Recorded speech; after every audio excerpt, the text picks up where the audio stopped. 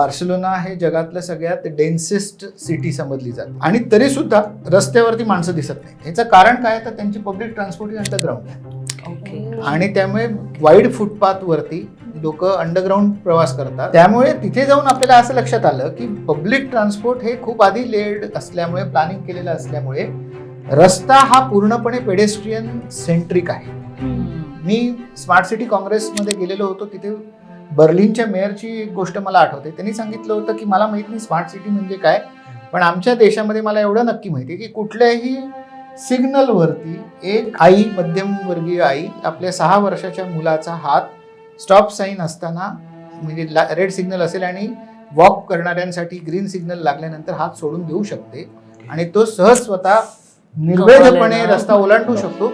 ही किती मोठी गोष्ट आहे. मी माझ्या आज सुद्धा त्यांनी सांगितलेले शब्द असे अंगावरती एक रोमांच आणतात की ही आपली एम असली पाहिजे.